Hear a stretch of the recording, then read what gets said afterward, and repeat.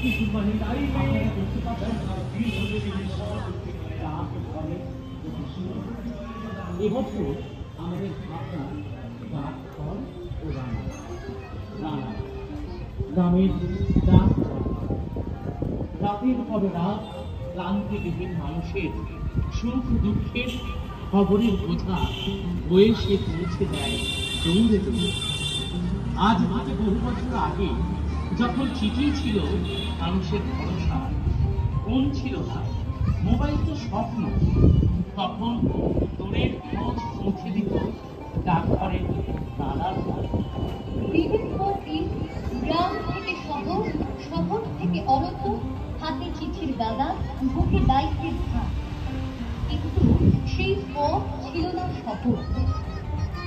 ঘন জঙ্গল, হিংস্র জন্তু, দস্যু আর ডাকাত সবাই ছিল বন্ধু।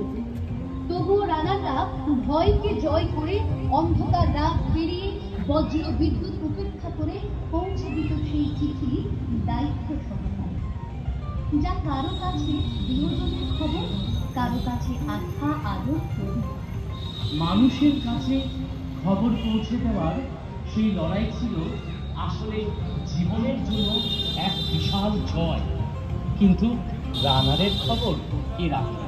ডাক ঘর করা রানার আর তার পরিবার, এরা শুধু মানুষ নয়, এরা প্রতীক, অপেক্ষার প্রতীক, যাদের ঘর আলো করে না কোনো প্রদীপ, কিন্তু যাদের আমি না সংসার।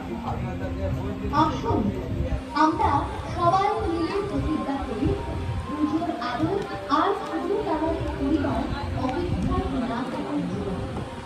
সমাজের প্রতিটি মানুষ পাক নিজের ধর্ম, নিজের আলো, নিজের আলো। মালদা শিবানী সঙ্গে প্রতিমা নির্মাণ দেবকুমার রায়, মালদা। মণ্ডপ শিল্পী চঞ্চল আচার্য, কাঁথি মেদিনীপুর। মণ্ডপ পর্যায়ে চন্দন রানা, কাঁথি মেদিনীপুর। আলোকসজ্জায় চিন্ময় কুমার পণ্ডিত, আইলো, মালদা।